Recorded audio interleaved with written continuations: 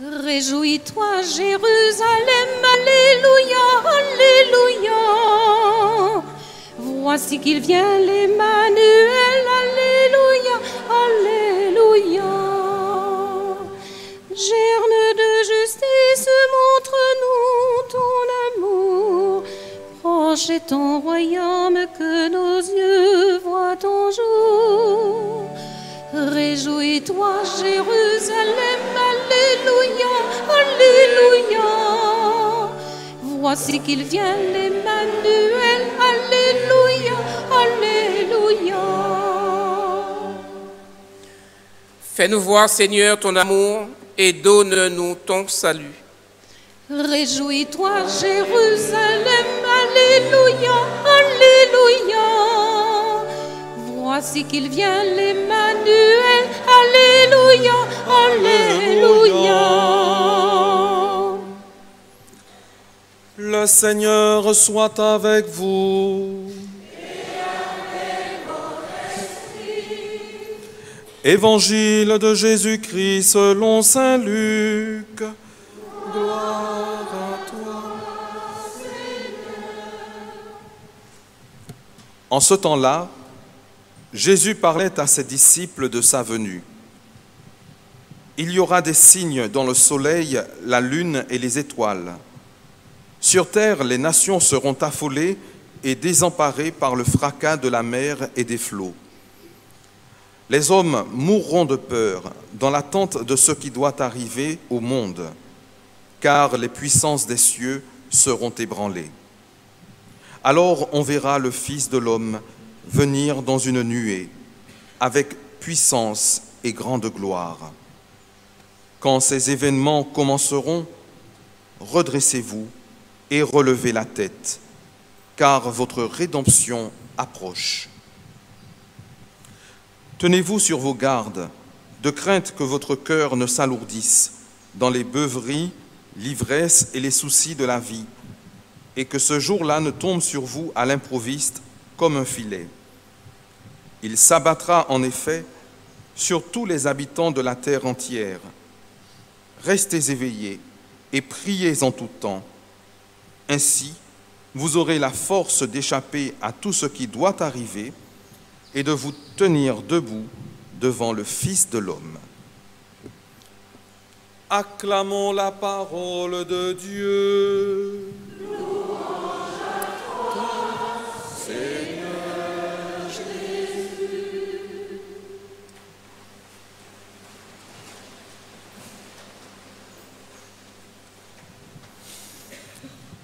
Frères et sœurs, nous sommes entrés dans le temps de l'Avent. Et ce temps de l'Avent est bien sûr un temps de préparation à Noël. On compte 4 dimanches avant Noël et on connaît à ce moment-là le premier dimanche de l'Avent. C'est la fête de Noël qui détermine en quelque sorte la date de la nouvelle année liturgique.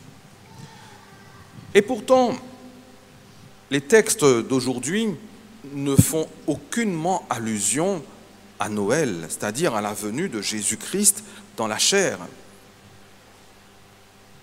Ils nous font plutôt allusion au retour triomphal du Christ. Ce sont des textes qui nous parlent de la venue du Christ, mais la venue dans la gloire. Curieusement, l'Avent, ce n'est pas simplement une préparation à Noël, mais c'est aussi un temps où nous sommes invités à être éveillés. Éveillés pour vivre l'attente du retour du Christ. Rappelez-vous, après la prière du Notre Père, le prêtre à la messe, prolonge cette prière en disant « Délivre-nous de tout mal, Seigneur », etc., en cette vie où nous espérons le bonheur que tu promets et l'avènement de Jésus-Christ, notre Sauveur. Nous sommes invités à désirer ce retour du Christ. Et la parole que le Christ nous adresse aujourd'hui Tenez-vous sur vos gardes, de crainte que votre cœur ne s'alourdisse dans les beuveries, l'ivresse et les soucis de la vie. Cette parole est là pour nous rappeler que, eh bien, nous ne devons pas nous comporter n'importe comment. Nous devons faire attention. Être éveillé, c'est cela. Ce n'est pas suivre le cours des choses, suivre, j'allais dire, le mouvement du monde. C'est rester vigilant. Nous nous apprêtons donc à fêter Noël. Mais pour fêter, pour accueillir le Christ, il nous faut faire place nette.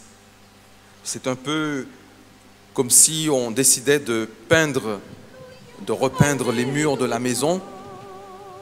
Quand on décide de faire cela, on commence par sortir les meubles, protéger, on fait le ménage, quoi.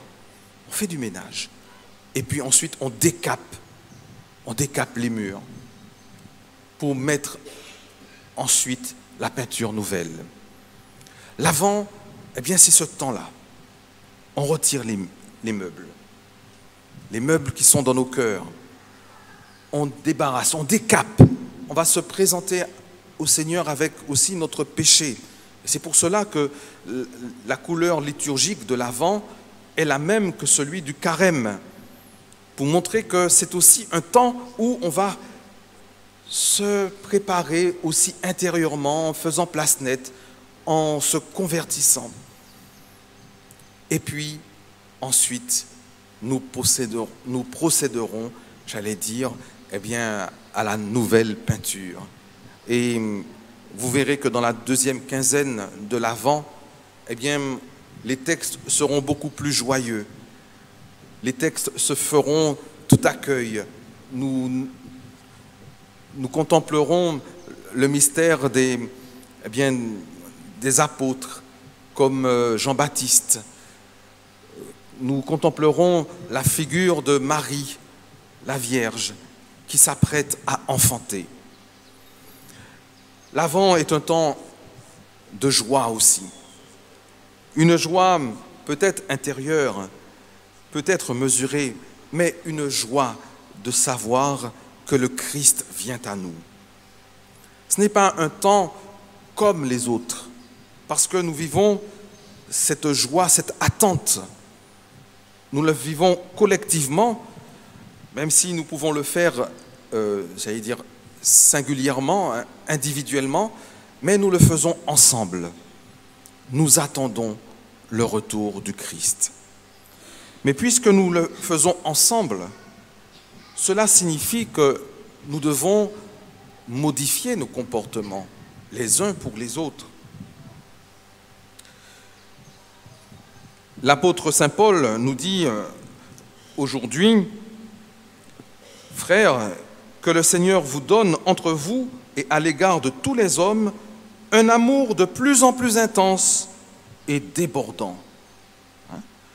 Vous donne entre vous et à l'égard de tous les hommes un amour de plus en plus intense et débordant, comme celui que nous avons pour vous. Autrement dit, préparer Noël, c'est certes commencer à faire place nette, mais c'est aussi choisir d'aimer. Et nous pesons bien les mots, choisir d'aimer, parce qu'on peut ne pas vouloir aimer. Des fois, pour ne pas dire souvent, on fait le choix de la rancune. Telle personne m'a fait ceci, m'a dit cela, ça reste là. Je pardonne, mais je n'oublie pas. Mais en fait, quand on dit « je n'oublie pas », c'est que je n'ai pas vraiment pardonné. Eh bien, c'est aussi un choix. Le choix de pardonner. Dans quelques jours, nous allons entrer dans l'année du jubilé de la miséricorde. Ce jubilé va commencer le 8 décembre par l'ouverture de la porte sainte à la basilique Saint-Pierre de Rome. Et pour nous, concrètement, en Martinique, cela commencera le 13 décembre avec l'ouverture de la porte sainte dans la cathédrale de Fort-de-France. Cette année de la miséricorde, c'est une année de grâce, une année où nous pouvons justement tout déposer. Tout à l'heure, nous disions que l'Avent, on commence par tout débarrasser, tout mettre en ordre, hein, pour pouvoir décaper, pour pouvoir ensuite peindre.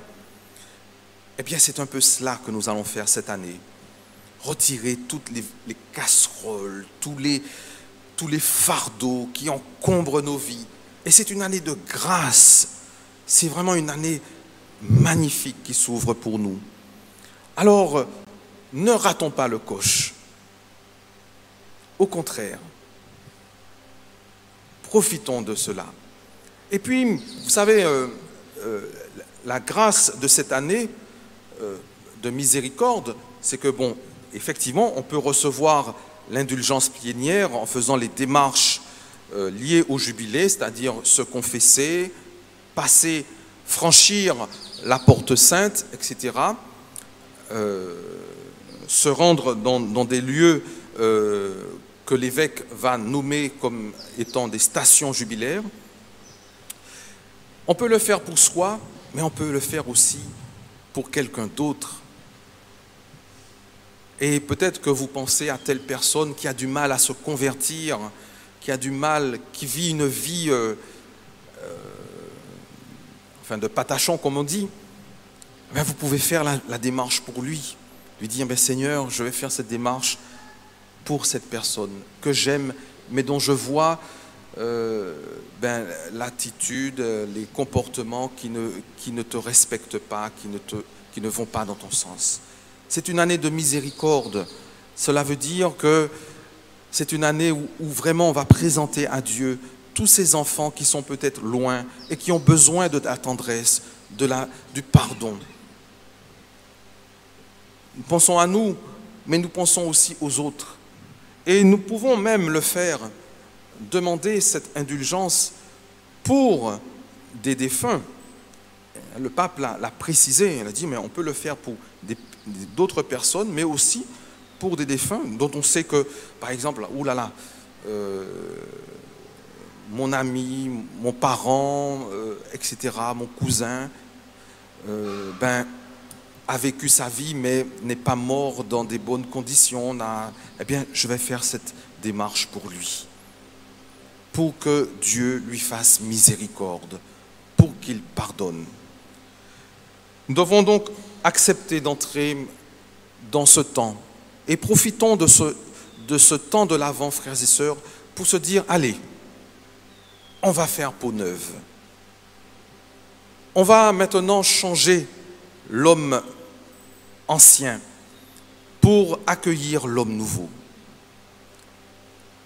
Je me disais tout à l'heure, en pensant que le pape François est en ce moment même en Centrafrique, il dit, mais finalement, il ouvre une nouvelle année en Afrique. La terre de tous les commencements. Quel beau symbole. En plus, en Centrafrique, c'est-à-dire que comme au milieu. Il faut savoir lire les signes des temps, frères et sœurs. Et le pape commence cette nouvelle année en Afrique. Je ne sais pas si c'était étudié, mais c'est le signe des temps. À un moment où toute la planète est en train de prendre conscience que, oulala, on est en train de prendre une voie qui est peut-être risquée pour l'ensemble de la planète. Dans quelques jours, il y aura la COP 21. Il y a une prise de conscience. Ben voilà. Et si je relis l'Évangile avec la lecture des signes des temps, je lis ce verset. Les hommes mourront de peur dans l'attente de ce qui doit arriver au monde. Car les puissances des cieux seront ébranlées. Ce n'est pas une parole qui correspond à notre temps? Ben oui. Alors, ce qui précède, c'est « Sur terre, les nations seront affolées et désemparées par le fracas de la mer et des flots. » Quand on dit que le réchauffement de la planète va provoquer une montée des eaux, disparition de certains États, comme par exemple le Bangladesh, des trucs comme ça, c'est une réalité. La parole que nous donne le Christ aujourd'hui est une parole qui nous invite à ouvrir les yeux, à être éveillés. Ben oui, il peut revenir demain. Eh bien oui, c'est ça. C'est ça, frères et sœurs. C'est ça que ça veut dire. Il peut revenir demain. Quand je dis demain, ça peut être même tout à l'heure. Qu'en savons-nous? Nous ne le savons pas. Mais tout ce que nous demande le Christ, c'est que de ne pas sombrer dans la peur. Au contraire, quand ces événements commenceront, redressez-vous et relevez la tête, car votre rédemption approche. Car votre rédemption approche. Alors, frères et sœurs, nous allons demander également la grâce de vivre ce temps avec la Vierge Marie. Vous vous souvenez, à l'Annonciation, l'ange Gabriel apprend à Marie que sa cousine Élisabeth est enceinte. Et qu'est-ce qu'elle fit après? Elle se rendit auprès d'Élisabeth. Donc elle est partie en voyage et est allée rejoindre Élisabeth pour la soutenir pendant ces derniers mois de grossesse. Et puis, eh bien, de la même manière, nous pouvons nous rendre auprès de Marie qui attend son Fils. Et le temps de l'Avent, c'est aussi comme si nous projetions 2000 ans en arrière et nous revivons les événements avec notre cœur. Rends-toi auprès de Marie enceinte. Accompagne-la. Et en même temps, tu sauras que ce n'est pas simplement rester dans une maison, c'est aussi accompagner Marie qui est sur l'âne à côté de Joseph, qui marche vers Bethléem.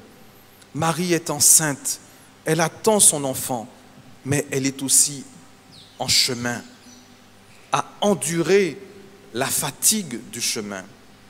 Nous pouvons en esprit être auprès d'elle et lui dire « Mais Marie, je suis avec toi, je marche à tes côtés, je te soutiens. » Et comme dans la prière, il n'y a pas de temps, c'est-à-dire que nous pouvons prier là maintenant, mais pendant 2000 ans, en Dieu, il n'y a pas de temps. Donc nous pouvons effectivement nous dire « Tiens bon Marie, tiens bon, je suis avec toi sur ce chemin qui t'amène de Nazareth à Bethléem. Je suis avec toi, je t'accompagne. » Et marcher dans le temps de l'Avent, c'est aussi cela, frères et sœurs. Est-ce que nous aurons le courage, est-ce que nous aurons la volonté, est-ce que nous aurons le désir de marcher avec Marie, enceinte de 9 mois pratiquement, sur les chemins de Palestine? On ne pense pas toujours à ça. On pense toujours à la crèche, au moment où machin. Mais oui, mais concrètement, il y a bien eu un moment où Marie et Joseph sont partis de Nazareth alors que celle-ci était enceinte et a dû affronter la rigueur du chemin. Et cela nous dit aussi que tout bien, toute grâce ne peut venir finalement sans qu'il y ait un chemin qui soit un chemin peut-être ardu, difficile. Mais oui, et le Christ nous l'a dit, la voie qui mène au paradis, c'est une petite voie en pente qu'il est difficile d'arpenter. Tandis que la voie qui mène à l'enfer, c'est une belle voie large, très facile. Hein? Alors, demandons à Marie de nous conduire sur ce chemin et vivons ce temps de l'Avent avec elle. Amen.